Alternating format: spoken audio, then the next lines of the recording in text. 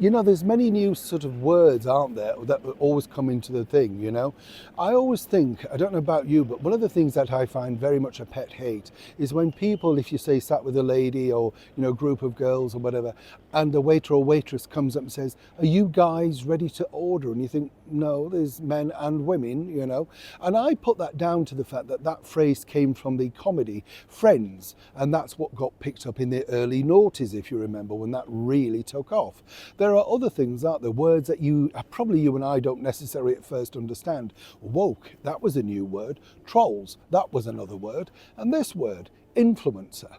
Yes, now, you know, I don't know about you, but I've always known it as branding, marketeering, marketing, that sort of thing, selling, all of that, you know, that's what it is.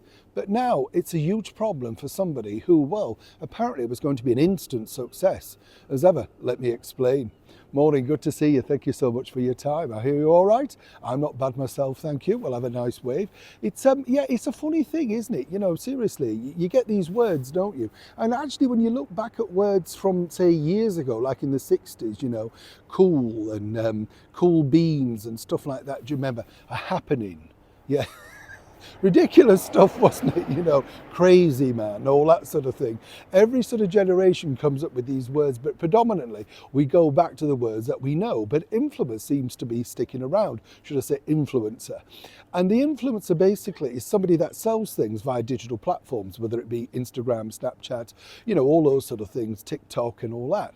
And apparently they can make thousands of pounds. And basically it's just a simple thing, isn't it? They say, I like this lip gloss, or, you know, I like this tyre that I bought and it's great for my car or whatever. And we're supposed to slavishly go out and think, oh, well, if they love it, we'll go and do the same. I know many of you agree, and many of you have commented before that you've never bought into the celebrity endorsement. Neither have I. I always think, well, I'm not paying for that. Because you know, it's a little bit like the bakery that recently had Nigella Lawson promoting Greggs. Nice lady, told you before. Never seen her in Greggs. I bet she never mentions Greggs again. That campaign's done. But we're supposed to be thick enough to believe that she's queuing up for the 2-for-1 deal or the happy hour. You know what I mean? It's ridiculous, isn't it? Now, of course, the bigger problem is this. Meghan launched herself a couple of days ago back on Instagram after 2 years after setting up an account. And she was told that this was going to be the big thing. American Riviera seems to have been given the boot, right? You don't see much about that anymore because that's an absolute shambles behind the scenes.